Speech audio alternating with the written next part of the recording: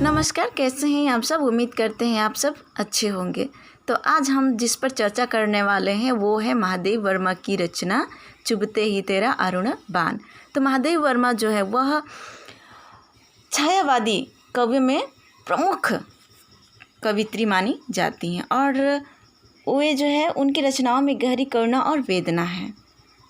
और यह वेदना और करुणा जो है समस्त विश्व को एक सूत्र में बांधने की क्षमता रखती है। और रहस्यवादी परिप्रेक्ष्य में महादेवी जी की कविताओं का विकास हुआ है और प्रकृति का जो है चित्रण और प्रतीक विधान की दृष्टि से भी महादेवी जी के काव्य का विशेष महत्व है। और इस तरह से वीरा वेदना के कारण इनको जो है आधुनिक मीरा भी कहा जाता है। तो यहाँ पर जो आइए पढ़ते हैं उनकी ये जो कविता है चुभते ही तेरा अरुण बाण। यहाँ पर कवित्री कहते हैं कि चुभते ही तेरा अरुण बाण बहते कनकन से फूट फूट मधु के निर्झर से सजल गान। यहाँ पर बोल रहे हैं कि जैसे ही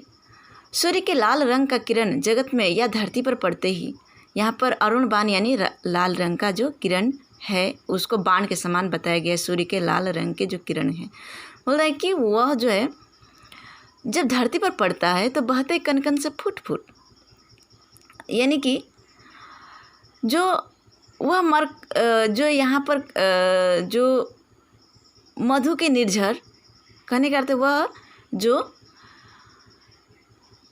सजल गान यानी कि वीरा वेदना के गीत है और मधु के निर्झर यानी मकरंद के प्रवाह यानी रश्मि गीत। प्रभात में प्रथम रश्मि के स्पर्श से जागृत होकर आत्मा जो है प्रीतम का स्मरण करती है और वह जो है विरह वेदना के गीत गाने लगती है। यानी कि यहाँ पर जो जैसे सुबह होता है, प्रातः होते ही लाल रंग के जो है सूर्य के लाल रंग की जो रश्मि पड़ते ही जो आत्मा है वह जो है परमात्मा यानी कि आत्मा जो है प्रियतम की याद करने लगती है और उसके अंतर्मन से जो है हृदय से विरह वेदना के मधुर गीत जो है वह फूट पड़ते हैं। फिर यहाँ पर बोल रहा है कि इन कनक रश्मियों में अथाह हिलेता हिलो रतम सिंधु जाग, यानी कि इन कनक रश्मियों यानी कि इन सूर्य की स्वर्णिम किरणों से जो है अथाह यानी यहाँ पर जो यहाँ पर तम सिंधु यानी कि जो समुद्र अंधकार को जो है समुद्र रूपी अंधेरा बताया गया है कि वह जो है उसमें सूर्य की स्वर्णिम किरणें पड़ते ही हिलोरे लेना जो है उत्पन्न हो जाती है। यानी कि यहाँ पर तम सिंधु का अर्थ यहाँ पर संसार से हो जाएगा, संसार जो है जागृत हो जाती है। यानी कि जिस तरह से कहा जाए कि सूर्य के स्वर्णिम किरणों से अंधकार रूपी समुद्र जो है में हिलोरे होने लगती है, अर्थात संसार जागता है और उसमें जो है हलचल मचती है। यही सिंधु का हिलोर लेना है। रात्रि के समय जो अंधकार जो है फैला हुआ था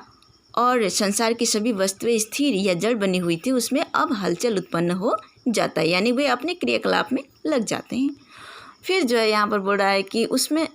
बुद्ध से वह चलते अपार, उसमें विहंगों के मधुर राग बंती प्रवाल का मृदुल कुल जो क्षितिज रेख थी कुहर म्लान। यानी कि यहाँ पर जिस तरह से प्रातः होते ही चिड़िया जो है अपना कलरव करना शुरू कर देती है ना, बुद्ध से बह चलते अपार, उसी तरह से यहाँ पर बोल रहा है कि जो कवि हैं यहाँ पर विहंगों को जो है कवि को बताया गया है कि जैसे कि विहंगों के समान जो है कल कूजन करने वाले कवियों की मधुर रसिक्त वाणी, अर्थात जैसे प्रातः होती है, प्रातः के मनोहारी दृश्य को देख करके कवियों के मुख से जो है रसिक्त वाणी जो है वह फूट पड़ती है। और जो क्षितिज रेख थी कुहर म्लान यानी कुहरे से जो है मैला दिखाई यानी कि अस्पष्ट दिखाई जो दे रही थी क्षितिज की रेख, वहाँ पर जो सूर्य की जो किरणें जब पड़ती है तो वह प्रवाल में तीर का रूप लेती है। यानी कि मृदु जो बनती प्रवाल का मृदुल कुल जो क्षितिज रेख यानी कि जो क्षितिज रेख कुहर म्लान थी जो अस्पष्ट दिखाई दे रही थी, उस पर सूर्य की किरणें पड़ते ही प्रवाल में तीर का रूप लेती है। तो उसके बाद फिर यहाँ पर कवित्री कहती हैं कि नवकुंद कुसुम से मेघपुंज बन गए इंद्रधनुषी वितान। यहाँ पर जो है जो जैसे कि प्रातः जो कुसुम जो फूल है जो खिलते हैं ना, तो यहाँ पर कुंद कुसुम यानी कि जो कहा जाए तो कुंद पुष्पों के समान जो बादल हैं, मेघपुंज यानी कि बादल हैं, तो 9 कुंद यानी कि जो नए जो कुंद कुसुम यानी कुंद पुष्पों के समान जो बादल हैं, उनमें जो है इंद्रधनुषी के समान वह प्रतीत हो रहे हैं, यानी कि वो इंद्रधनुषी का आकार जो वह ले लेते हैं सूर्य की जो किरण पड़ती है तो। और दे मृदु कलियों के चटकताल, यानी कि जो मृदुल कोमल जो कलियां हैं उन पर जो है वे उस पर चटक ताल दे, यानी कि हिम बिंदु, यानी कि जो बादल है वह जो है बर्फ़ की फुहारे, यानी कि वो उसकी जो फुहारे उसका बरसात कराती है और कलियों पर जब पड़ती है तो वह बहुत ही सुंदर चमकीले प्रतीत होती है और वह जो है बहुत ही सुंदर लगने लगती है। फिर बोल रहा है कि धो स्वर्ण प्रातः में तिमिर गात दुहराते अल निशिमुख तान, यानी कि ऐसा लगता है जैसे कि स्वर्ण प्रातः में जो अंधेरे शरीर यानी कि तिमिर यानी अंधकार में जो शरीर था, जो अंधेरा शरीर था, उसको धो करके जो अल यानी जो भंवरे हैं वह जो रात्रि के समय उनका जो राग है, जो उनका जो संगीत है जो बंद हो गया था, मूक यानी कि जो चुप हो गया था, पुनः जो है सुबह होते ही प्रातः होते ही वह अपना जो संगीत जो वह बंद हो चुका था उसको फिर से दोहराना वह शुरू कर देते हैं, यानी कि फिर से वह कलरव करना जो है शुरू कर देते हैं। तो इस तरह से जो यहाँ पर अगर कहा जाए तो निशिमुख तान यानी कि भाव है कि रात को जो विश्राम की नींद सोने वाले जो भ्रमर वे जो है स्वर्णिम प्रभात में अपनी गुंजार जो है दोहराने लगते हैं। उसके बाद फिर यहाँ पर बोला है सौरभ का फैला केस जाल करती समीर परिया विहार। यहाँ पर जो है जो समीर परियां हैं, यानी कि जो समीर है जो हवा है उसको अप्सरा बताया गया, यानी कि समीर ही क्या है परियां हैं यानी अप्सराएं हैं और वे जो है विहार कर रही हैं, यानी कि वह घूम रही हैं, वह विचरण कर रही हैं और उनके केस जो है उसमें जो सुगंध है वह सुगंध जो है क्या है फैला रही है चारों तरफ, यानी कि हवा जैसे कि आती है मैलागिरी से या फिर कहा जाए तो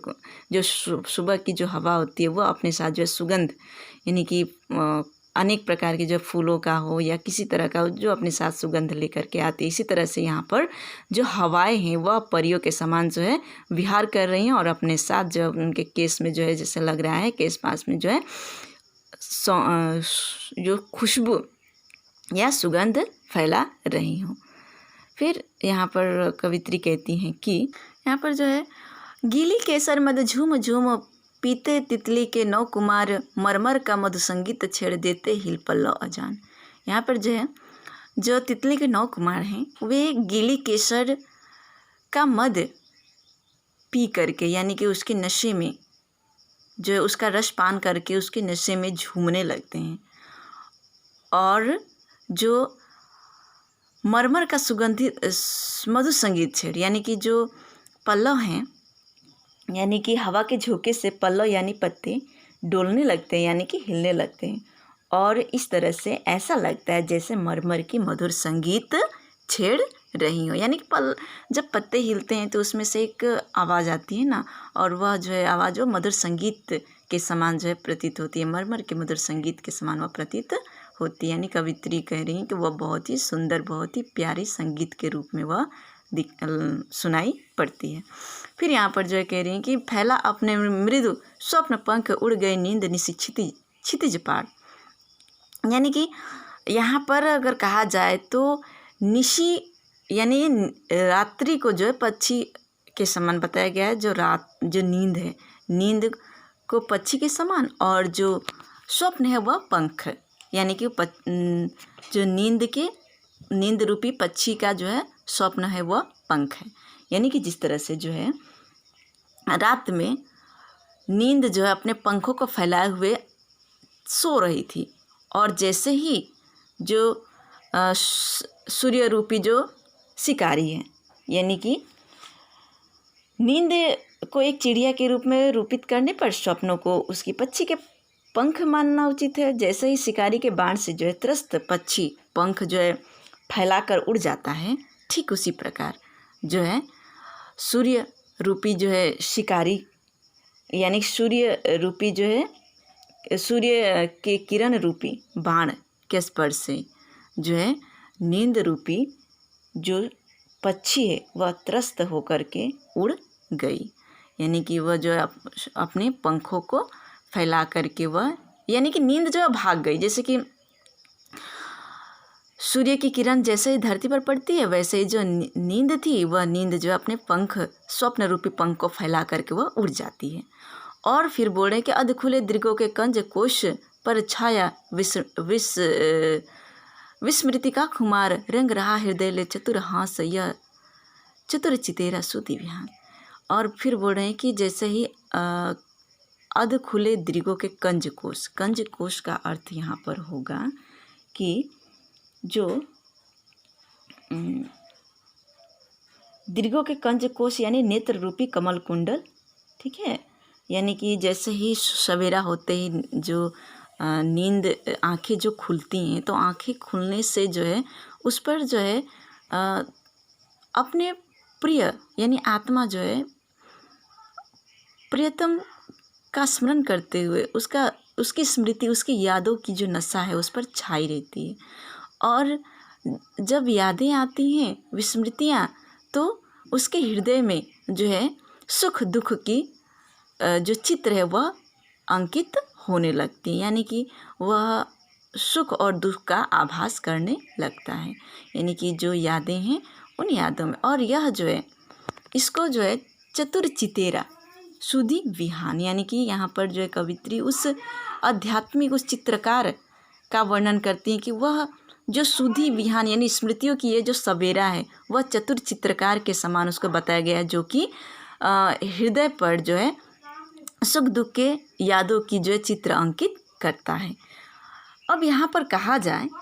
तो ये जो कविता है ना इस पर जो कवित्री जो इस गीत में प्रभात का चित्रोपम वर्णन करती हैं। रात्रि के अंधकार में समस्त प्राणी जो है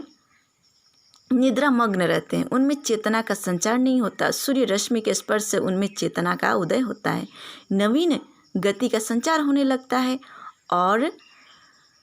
महादेवी जी सूर्य की किरणों में आध्यात्मिक दृष्टि से उस अज्ञात चित्रकार का चैतन्यदायक स्पर्श पाती हैं जो संपूर्ण सत्ता का संचालक है। तो उम्मीद करती हूँ कि ये जो व्याख्या है आपको पसंद आया होगा। तो अगर पसंद आया होगा तो प्लीज़ चैनल को सब्सक्राइब कर लीजिएगा और लाइक कर दीजिएगा। तो तब तक के लिए थैंक यू।